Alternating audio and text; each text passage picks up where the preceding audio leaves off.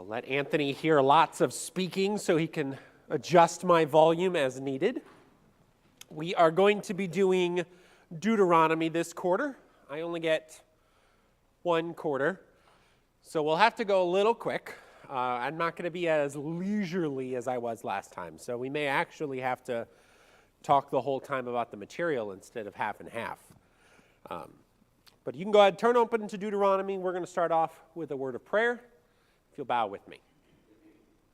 Father, we humble ourselves and as we gather to study the book of Deuteronomy, the book that records Moses' last address as he is explaining and pleading with the people on what the law is and how to follow it. As we look at the words of Moses, how he chose to speak, how he chose to encourage them, we hope that we will look at ourselves and understand that this is a man who was pleading with the people to be righteous, even though in his heart he was afraid they would not be. We hope that you will give us the courage to plead with others, even when we are afraid that they will not be, for that is what you've called us to do. And this is our prayer in your Son's name. Amen. All right, so a couple of things. I'm going to put this slide up at the beginning every time, not really for you guys because you got the nice paper, but for the online people because they've said in the past they don't know what I'm going to do and what I'm going to talk about and what's next and all of that. Well, now they do.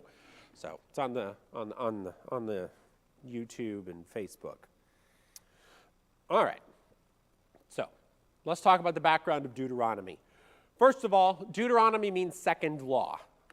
Now, in English, if I say this is second law, what does it sound like to you? It's additional. Great. That's not what it means. The Greek word that is being utilized means again. So it's more accurate to say the second telling of the law, or the law again. Now, there is some differences between Exodus and Leviticus and Deuteronomy. That's like there's differences between Matthew, Mark, Luke, and John, so, take it as you will. But understand that's what the word means. And I don't know who named it and made it so hard, but they did. In Hebrew, the name for it is literally just the words of Moses. Why couldn't we have had that? But they didn't give us that. Okay. So we're going to hopefully get through chapter 1 today. I'm going to do a little bit of background talking about what Deuteronomy is and what is going on, everything. The location of Deuteronomy is Moab. This is the end of the 40 years. They are about to begin conquering across the Jordan. They have already taken care of all of the kings that are on the eastern side of the Jordan. They're getting ready to go across. Moses is giving his last address. There's some other words that could possibly be there, but this is his last big speech to them. This is his plea for them to just be right. I read the book in about 20 minutes. I just speed read as quickly as I could. When I got to the end of it, I was sad. Because the book, when you read it that way, you hear the emotion of Moses. How many times in this book he's pleading with the people? How many times he says, I know you're not going to do this, but please listen to this. And then you get to the end, and it's just filled with emotion. As Moses knows, he's going to have to turn it over to somebody else, and he has no more control over what is going to be happening. So hopefully as we go through the book, you're going to feel that emotion coming out. Let's talk for just a moment about dating the book. I don't want to spend a lot of time on this because there isn't a really good answer. And so I'm going to give you all of the really bad answers and then tell you to ignore all of it and just do what it says, okay? So when dating the book, scholars argue whether it should be dated in the 2000s, the 1400s, or the 1200s of when the events are actually taking place.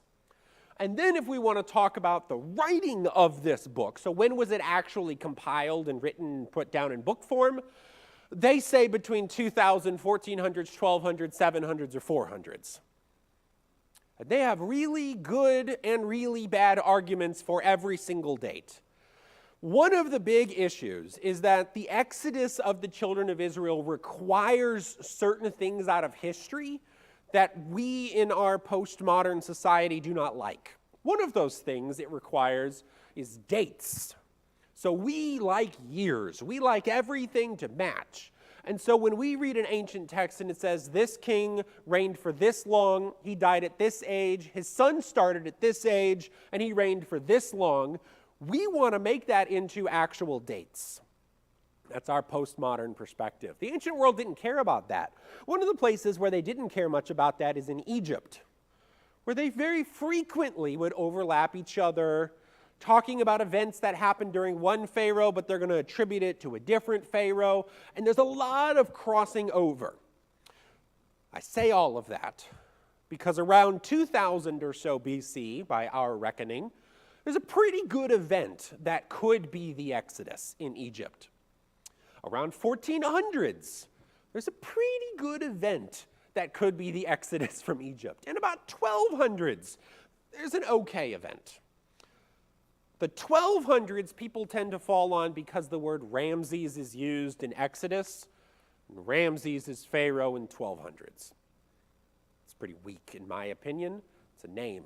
People have tons of names. The 1400s tends to be what you and I would use. 1400s is about 900 or so years after the founding of the temple during the days of Solomon. So going all the way back to the Exodus, there's like 900 or something years, or destruction of the temple, excuse me. So they're working through all of those kinds of numbers. We try to put dates to it. It's not easy. David reigns somewhere around 1000. It's a few hundred years for Judges. 1400s, 1200s.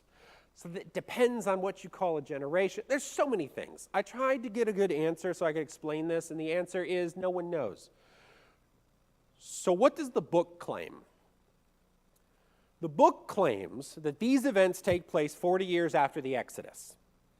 The book claims that these events take place prior to the coming of the book of Judges and prior to crossing of the Jordan. So dating the events of when does Moses actually stand on the mountain and yell at the people for a while, it happens then. The second part of that I was mentioning is not only when do the events take place, but when was the book written? Now, we dealt with this with Ezra and Nehemiah, right? When was Judges compiled, 1st and 2nd Kings, 1st and 2nd Samuel? When were those books compiled? When was Isaiah compiled? Most of it was post-exile, because they lived those events and then wrote them down. When is Deuteronomy written? So there's two primary thoughts. One of them is garbage and the other one makes a lot of sense. But I'm going to give it to you because that's a good teacher to tell you the garbage and then tell you to ignore it. The garbage is that it was not written in any way, shape, or form until either 700s or 400s. They go to the 700s for the reign of Josiah, or they go to the 400s for post-exile. That is when the book is written. They use certain arguments for this. Things like, well, it's not really talked about previously. They talk about the law all the time. What do you think they're talking about? Anyways.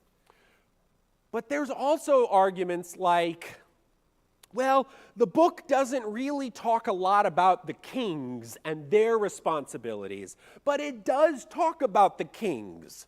So how could this book have been written before there were kings of Israel? Now, the people who hold this argument do not believe the Bible is the inspired word of God. You can't get any other way than that, right? Because if you believe the Bible is the inspired word of God and that God knows the end from the beginning and the beginning from the end, and he knows everything, and one day is like 1,000 years and so forth and so on, if you believe all of that, then it is entirely possible, sometime in the 1400s, God could cause Moses to give them instructions for kings that they're not going to have for another 375 years. That makes sense to me, right?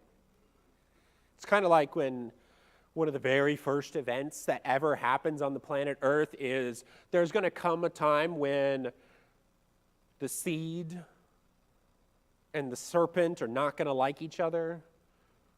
And that's a prophecy. So, it's a garbage argument, and it's a garbage argument based upon people who do not believe in the Bible. And so they cannot accept it. It's the same arguments that they made, we talked about with Ezra and Nehemiah. When we looked at the book of Isaiah, they want to break Isaiah into two sections, a first Isaiah and a second Isaiah. Because the first Isaiah makes a lot of sense for the events that are happening.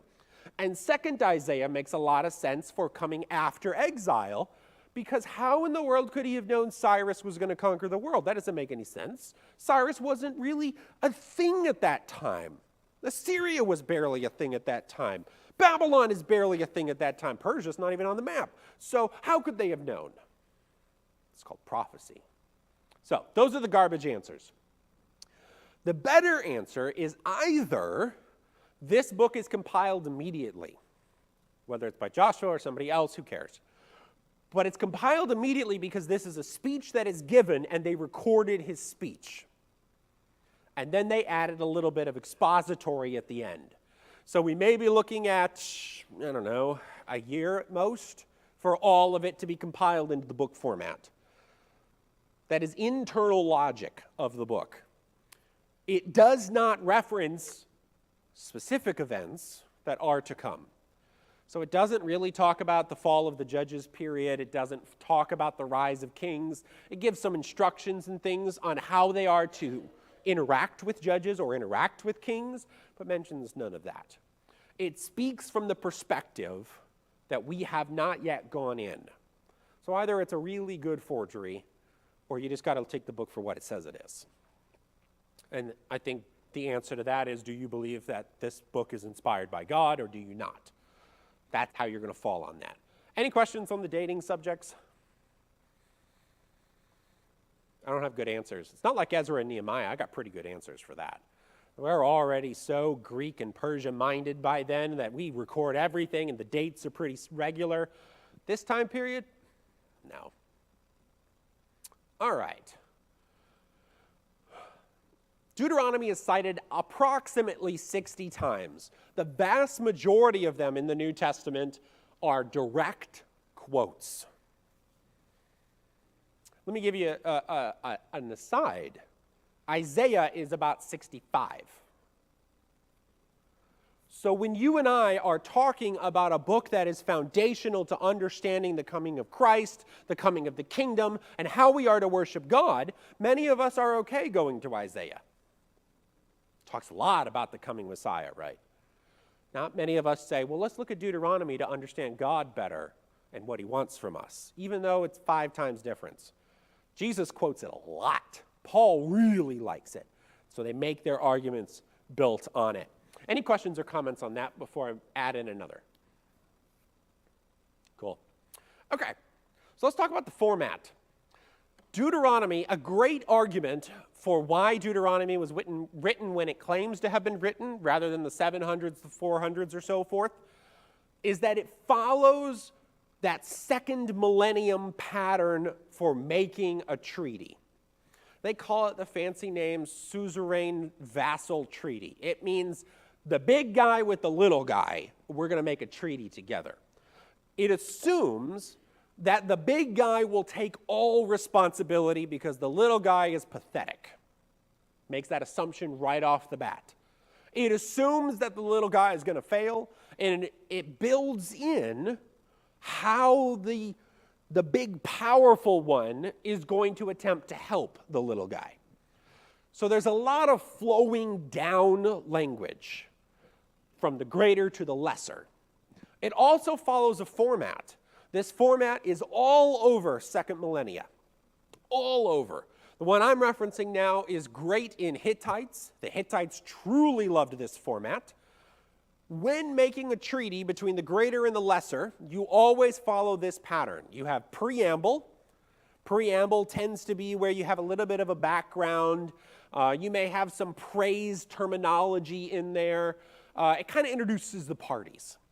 Then you have a history. History is usually pretty weighty, but not the majority of the treaty. But it has to clearly outline why this one is lesser and this one is greater, and how their relationship has existed in the past. Well, Deuteronomy does that, first 4 chapters. It then has to have stipulations. Stipulations are the obligations that are placed upon both parties, and that is the meat. This is what I want you to do. This is what I will do. And the backwards and the forwards and the backwards and the forwards. And that is chapter 5 all the way through chapter 26. Then we have a little bit of mixing between witnesses and sanctions. There are always witnesses. Typically they're gods, the Hittites. Witnesses are going to be brought in. God himself is a witness the vast majority of the time. Chapter 31, chapter 32, they're in there. And then sanctions. What will happen if one or both parties does not follow the treaty? Blessings, curses. And that's in the end of Deuteronomy. Now, I like this because it means it's in the second millennium. When they write treaties in 700s or in 400s, they do not follow this format. They have a whole different one.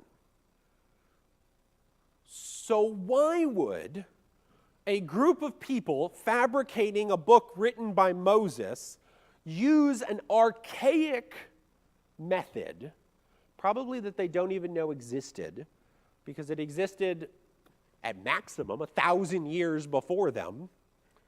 I mean, can you just imagine trying to make a treaty today utilizing, let's say, Aztec treaties?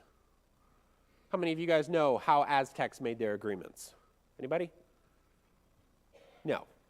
That would be like them attempting to claim this book as having been written at a time that it wasn't. No, doesn't make any sense. So I put it up here because it's great arguments for why it was written when it claims to have been written. Why it is ordered as it is ordered. It is a book that, if a foreigner came in anytime between the 400s and about 1,000, they would have understood this book. They would have very quickly, hearing it read or reading it for themselves, understood what they were listening to is a suzerain vassal treaty. Almost immediately they had recognized it. Now that's important. That means that when somebody is coming in and asking questions such as, why are the Jews so weird? Or, how can I become one of you? And they start to listen to the terminology of the book, they're going to say, oh, I see what's going on. God is greater than me. Therefore, I have to acquiesce to him. I see this.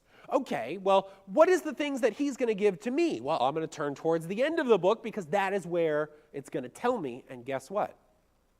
That's where it tells you. So I like that argument for why it happened when it happened, and also by looking at the format. Any questions on suzerain vassal treaties? Cool. I like that one.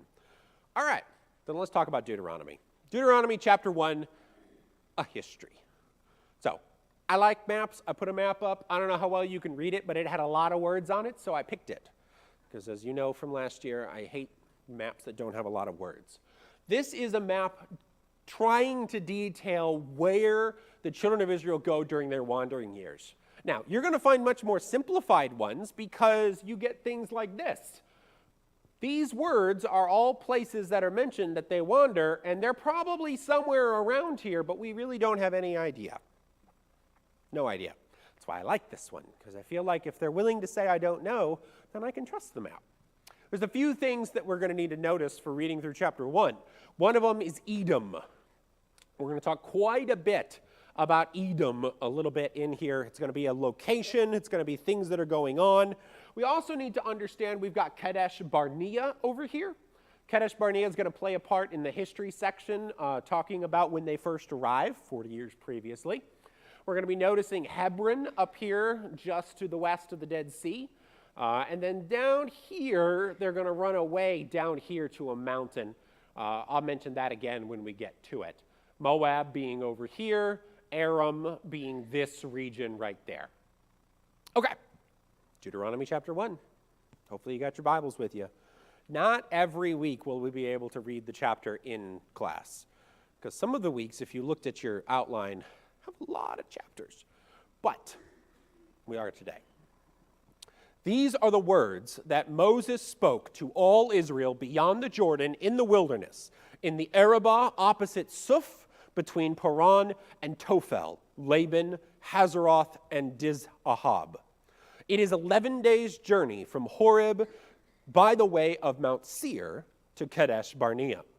In the 40th year, on the first day of the 11th month, Moses spoke to the people of Israel according to all that the Lord had given him in commandment to them. After he had defeated Sihon, the king of the Amorites, who lived in Heshbon, and Og, the king of Bashan, who lived in Ashtaroth in Edrei. Beyond the Jordan, in the land of Moab, Moses undertook to explain this law, and he said, "The Lord our God said to us in Horeb, 'You have stayed long enough at this mountain. Turn and take your journey and go to the hill country of the Amorites, to all their neighbors in the Arabah, in the hill country, in the lowland, in the Negeb, and by the sea coast, the land of the Canaanites, and Lebanon, as far as the great river, the river Euphrates. See, I have set the land before you. Go in and take possession of the land that the Lord swore to your fathers, to Abraham, to Isaac, and to Jacob, to give them and to their offspring after them.'" So we'll go ahead and pause here and take a look at these first two sections. The first one is the preamble. It's the introduction. What's going on? Who's going on? Who's going to be talking? Where's this happening? It's the introduction of what's going on. It's telling us it's taking place right over in this region, Moab. And so that's what we're looking at right here. You can find all of the cities and things if you desire, but if you try to, most of them are going to come up with a bunch of question marks, and they're going to say, it's somewhere in this region, because that's all we know. Notice we've got some other details, though. I really like the verse 3, in the 40th year on the first day of the 11th month. The 40 years is almost done. You have 2 months, and they're going over. Which means if they're going over in 2 months, what has to happen to Moses is to die. He's not allowed to go. Moses is going to address that. Kind of sugarcoaty, but he's still going to address it here in chapter 1. Moses, it tells us in verse 5, beyond the Jordan, in the land of Moab, he undertook to explain this law. 40 years ago, they received it. They have ritualized readings of it at minimum once a year. They're supposed to repeat portions of it at other times out of the year. Fathers are supposed to be teaching their children what these words are, and they're supposed to write it in certain places and carry it with them in certain places. Rulers ultimately will write their own copy, but that's not going to be talked about really a lot until 1 Samuel, but ultimately we'll get to that as well. So at minimum, 40 times the law has been read to the people. How good are you at remembering? Even when we once was, we weren't that great.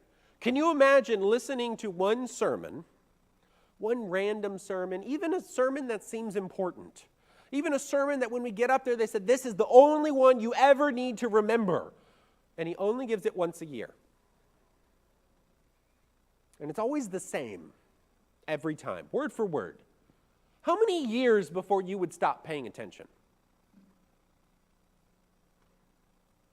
3? That's some honesty. First time was interesting. Second time's like, ooh, I remember a lot of that. Third time, I heard this before. 40 years of this. At minimum, once a year, they're listening to the law be read. So when Moses stands up and he says he's going to undertake to explain it, that's what he's talking about. You know that thing that we've been saying all this time that many of you are still not really comprehending? I'm going to try again. So some of this is going to be a rewording. Some of this is going to be word for word. But he's trying to explain it. And he goes back to the beginning. God said when we were at Sinai, or Horeb, you've been here long enough. I like that. God has a way with words. You've stayed long enough at this mountain. Get up and go on your journey. He says, I want you to go up to this land, the land that is of the Amorites, in the Arabah, in the hill country, the lowland, the Negeb, the Canaanites, as far as Lebanon, even all the way to the great river Euphrates. I didn't put all of that on here. Euphrates is somewhere over here. Actually, probably more like there on the map, up there on the roof. But understand what he's saying is, you've been at the mountain. They stay at the mountain approximately a year. They build everything that they're supposed to build, tabernacle and the like, and then they go.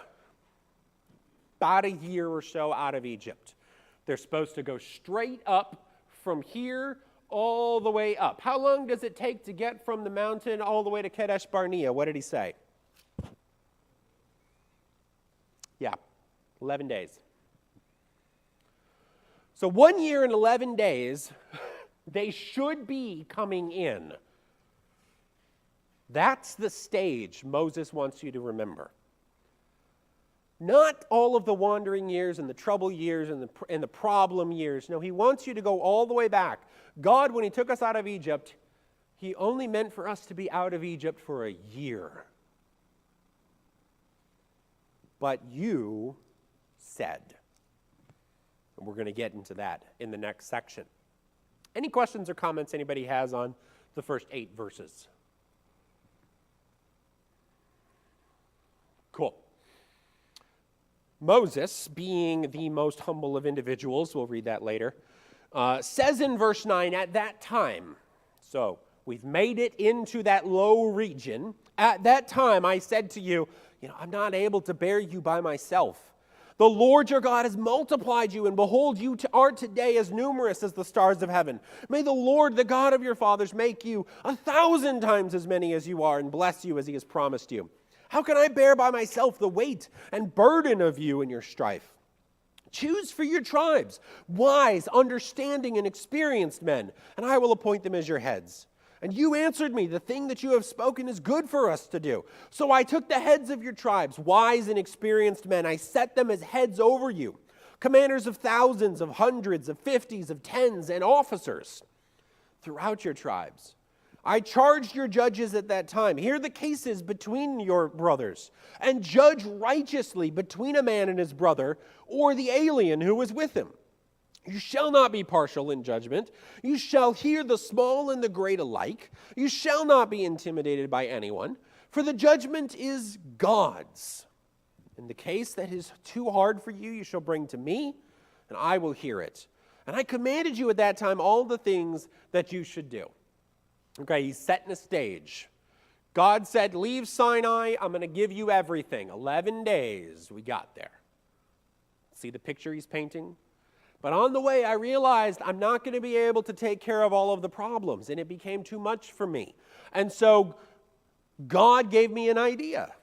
And I said, well, choose for yourselves some individuals that you find to be wise and experienced, and we'll set them into positions of authority.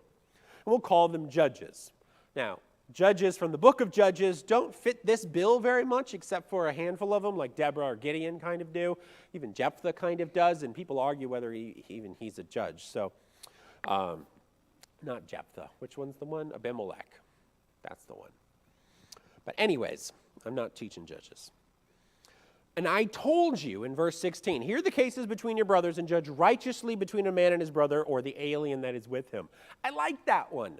We don't really see a lot of alien comments or stranger comments in the law. There are some.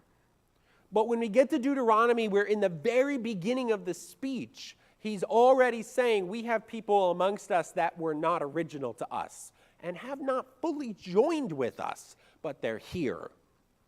Now, when they first left Egypt, we don't have reference to them. We have a lot of idols. A lot of that comes with. So something's going on during this time where they're accumulating individuals who are not Jews. So these individuals are not supposed to say Jews are better than everybody else, but everyone is to be judged equally. I like also, he says, that they are not to be intimidated by anyone in verse 17 because the judgment they are using is whose? It is God's. Doesn't that sound like Jesus when he talks about judgment on the Sermon on the Mount? He says, don't judge too quickly, but judge righteously. So when you and I are judging between each other, the judgment we're using is God's judgment, not our own. So when Paul later will say, why are you dragging each other to courts? Why don't you handle it yourself? He is using Deuteronomy to argue how the church should function. And the Holy Spirit seemed to like it, so maybe we should read Deuteronomy. It's going to be my buzzword for the year. All right, any thoughts anybody has? Now, why is he saying this? Because doesn't it seem weird? I mean, leave Sinai, go up, you're about to enter the land. What is the first story? The first story that you think we should be talking about as soon as they're about to go into the land. It's the one Moses actually mentioned second. He starts with the judges. And then he says, we sent spies in. And you guys decided not to. Why do you think he started with the judges? Any thoughts on that? I think Moses has a reason. Yeah?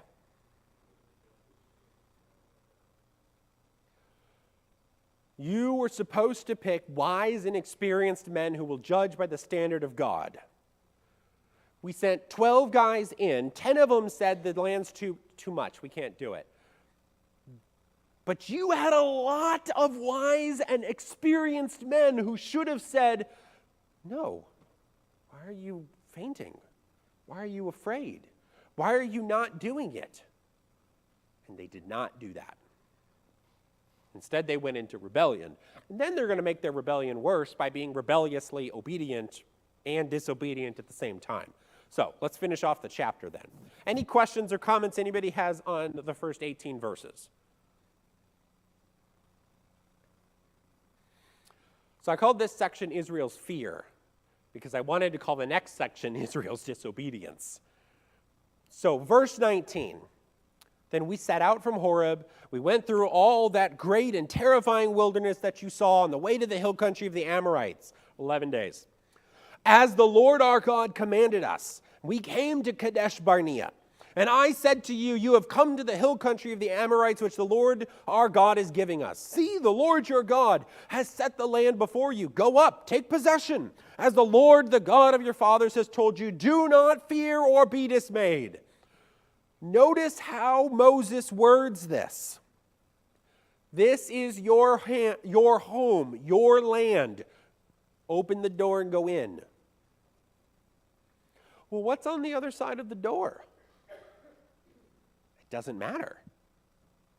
Whatever is on the other side of the door, God will handle because God says it's my house. God says it's my land. That's what Moses starts with. So he establishes his argument, that is the judgment that is God's. Go in, the land is yours. But, verse 22, then all of you came near. And they said to me, let us send men before us that they may explore the land for us and bring us word again of the way by which we must go up and the cities into which we shall come. And the thing seemed good to me. You know, several times in the New Testament and in the Old Testament, we have passages that talk about that there is a way that seems right to man, but to God it's foolishness. Or some mix of that, right? Even in the New Testament, Paul says that the gospel is foolishness. Well, that's exactly what we're seeing here. Moses says, go in, open the door, it's yours. You already got the key. Then they came and said, well, let's look at it first. We have a saying, don't look a gift horse in the mouth, right? You got a horse. You want to be upset because it's a little older than you wanted? It's free. You want to be upset that this land is mysterious to you? It's free. It's already paid for. You just got to walk in. Instead, they say, let's look at it first. And Moses says, that seems like a good idea. Yeah. I mean, you can hear the arguments, can't you? Well, should we go to the right first or the left first? What if we get up there and then we hit like a weird mountain range and we got to backtrack and walk all the way around? So let's just send some people in to look. Like, you can hear all of the rational arguments. And so they do. In verse 23, the thing seemed good to me. I took 12 men from you, one man from each tribe, and they turned and they went up into the hill country, came to the valley of Eshcol, and spied it out. And they took in their hands some of the fruit of the land and brought it down to us, and brought us the word again, and said, it is a good land that the Lord our God is giving us. Valley of Eshcol means valley of clusters of grapes. So that's where they found their grapes. It's a good land that God is giving to us. Now, that's a little sugar-coated, right? I mean, there's a lot more words that were said. But Moses is summarizing. None of the 12 spies said the land is bad. Not one of them. Every single one of them said it's good. 10 of them said, we can't take it, it's too hard. But they did not argue about whether it was good. So if we look at just these verses, you've got Moses listening, you've got the judges that have been established listening, and you have the rest of the people listening. God has given us the land. We looked at it. Seems really nice. What should we do? Yet you would not go up, but you rebelled against the command of the Lord your God. You murmured in your tents and you said, because the Lord hated us, he has brought us out of the land of Egypt to give us into the hand of the Amorites to destroy us. Where are we going up? Our brothers have made our hearts melt, saying, the people are greater and taller than we. The cities are great and fortified up to heaven. And besides, we've seen the sons of the Anakim there. Then I said to you, do not be in dread or afraid of them. The Lord your God who goes before you will himself fight for you, just as he did for you in Egypt before your eyes in the wilderness, where you have seen how the Lord your God carried you, as a man carries his son, all the way that you went until you came to this place. Yet in spite of this word, you did not believe the Lord your God, who went before you in the way to seek you out a place to pitch your tents, in fire by night and in the cloud by day, to show you by what way you should go. So let's talk about Moses' answer here. The people say, no, we're not going. The Lord hates us. I mean, that's pretty strong terminology, right? We were nice and safe in Egypt. I mean, honestly, I suppose that is true. They had somewhere to sleep. They had something to eat. They had a purpose and a job. I guess that's kind of nice. But they were really excited when God came and took them out. Then they were really scared, but God parted the sea and then killed the Egyptians. And then they were really thirsty, and God gave them water. And then they were really tired, so God said, okay, we're going to stay at this mountain a while. And then God set the mountain on fire for a while. Like, God has been there. Every time they have an issue, he has been there. It's been about a year they've known him now. Maybe a little longer, depending on how long you want to make the plagues. But God hates us because he brought me out. Any comments anybody has on that before we go a little further? Because I got more, but maybe you guys do. Can you make an application to today?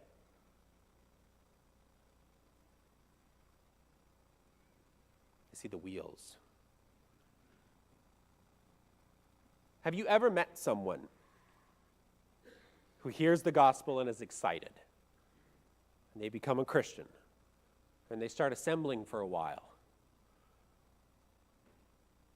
But then they start remembering what their life once was. And they kind of miss some of it. And it starts to overshadow the goodness that has been given to them. Because maybe their life's a little harder now. Maybe they weren't able to get married again because they're unscriptural.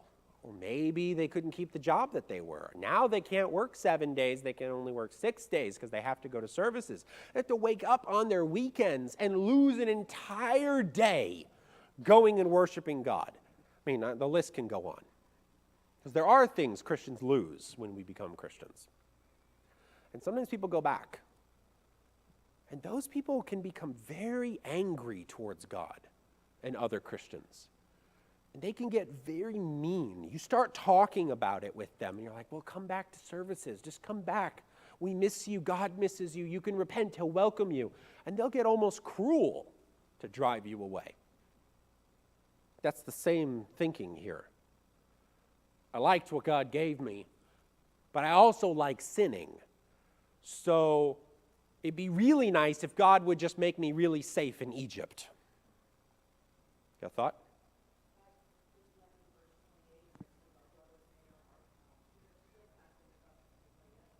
Yeah.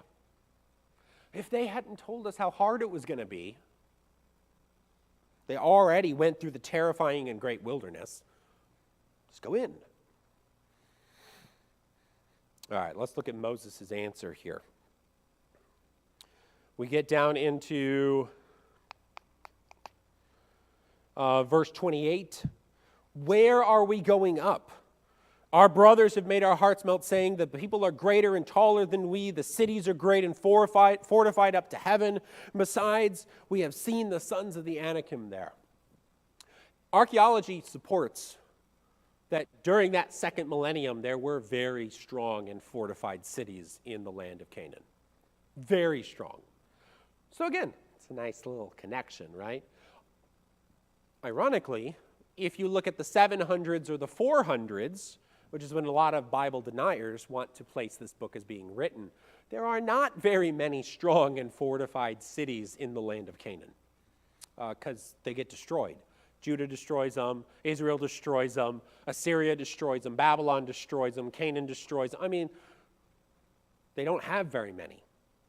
So if you want to talk about a well-fortified land, second millennium is a lot better than first. Then we have the sons of Anakim. Who are the sons of Anakim? Or sons of Anak? They're giants. Now, in the 14th century A.D., fast forward, right?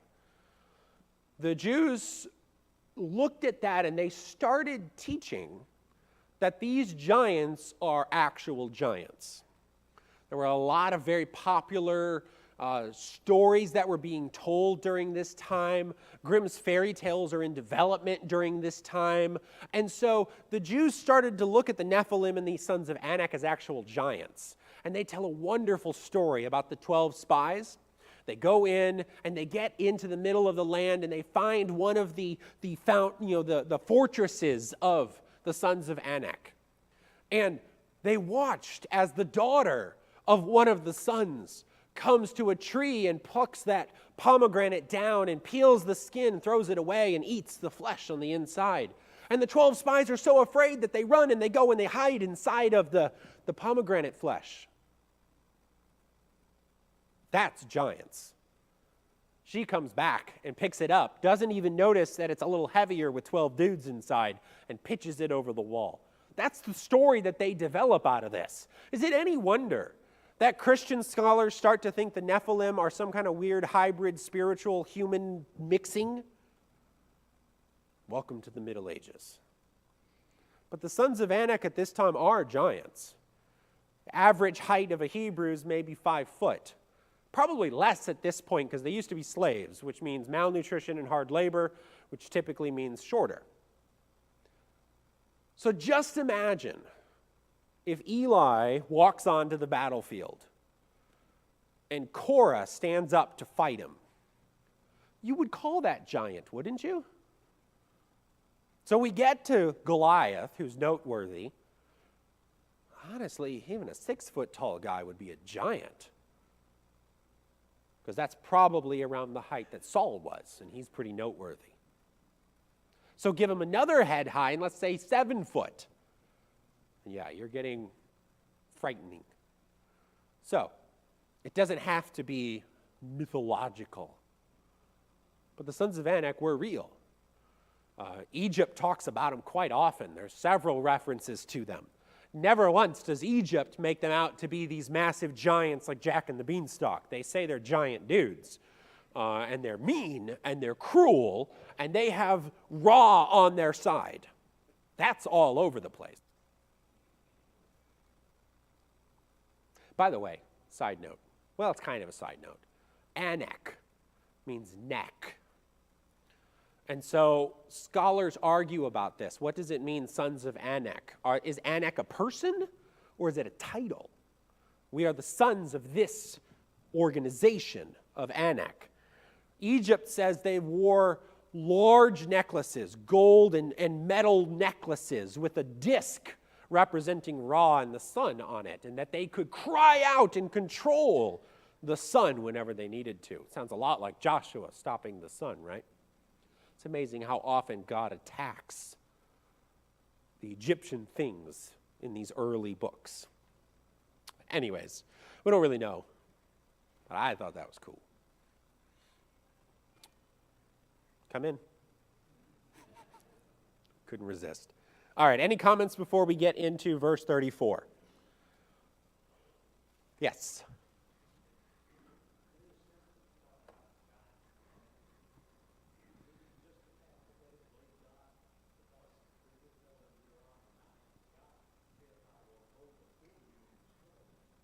Yeah.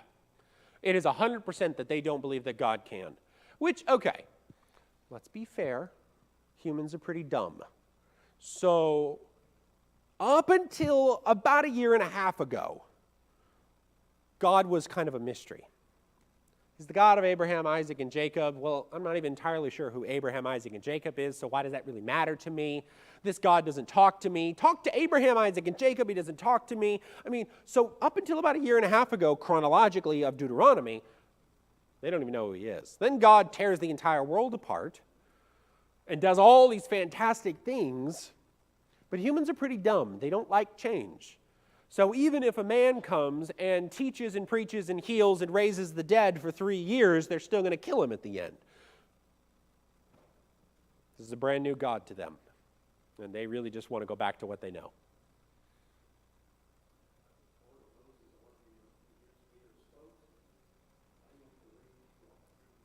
Yeah.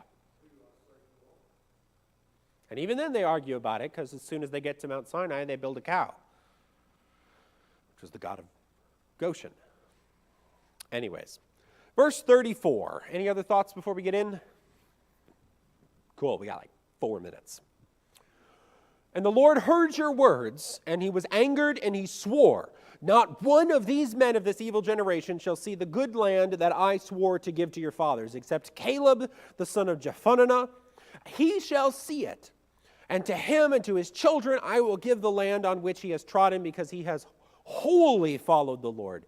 Even with me, the Lord was angry on your account, and he said, you also shall not go in there. Not exactly right, but it's close enough that I'm okay with it. Joshua the son of Nun, who stands before you, he shall enter. Encourage him, for he shall cause Israel to inherit it. And as for you, for your little ones, who you said would become a prey, and your children who today have no knowledge of good or evil, they shall go in there, and to them I shall give it. They shall possess it. But as for you, turn and journey into the wilderness in the direction of the Red Sea. So God says, I hear you, you're evil, you're not going in. Done. You don't want it. I've heard parents talk about similar stories, right, with their children. They open it up and they're just upset with it. Fine, I'll return it. Whether it's apocrypha or true, I don't know. But 2 individuals he singles out. Now, the entire tribe of Levi also is singled out, but he doesn't talk about that because this is the men who are numbered, and Levi is not allowed to be numbered. It's a whole separate argument. But there are 2 individuals we know from previously. Caleb and Joshua were 2 of the spies that were there. Caleb ultimately is going to take what land? You guys remember from the book of Joshua and Judges? What city does he take? Hebron, which was the fortress and stronghold of the Anakim. Okay, Caleb, calm down. We get it. God can do it. Joshua, on the other hand, is instructed to be the new leader. And Moses is instructed to encourage him. I like that part. You cannot go in, encourage the next guy. Man, how hard would that have been? 40 years of this. He's going to wander around training a guy to replace him to get all of the rewards that Moses is going to work so hard for. He's going to give it to somebody else. No, at least Joshua earns it. I mean, he does walk too. So it's not like working really hard to build a business and give it to somebody who didn't work for it. But still quite hard. Especially when you get towards the end of Deuteronomy, we actually get Moses and Joshua's perspective on Moses not being allowed in. It's very emotional. God says, I'm going to give it to your children. Those children who you said are going to become prey for these people, they're going to be the ones that are so tough that they're going to go in because they're going to believe me and not want to wander anymore. So they're going to go in and they're going to take that land.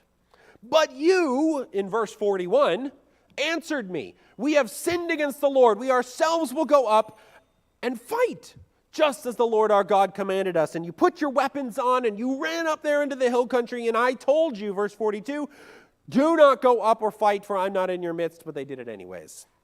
In verse 44, the Amorites who lived in the hill country came out and chased you like bees and beat you down in Seir as far as Hormah.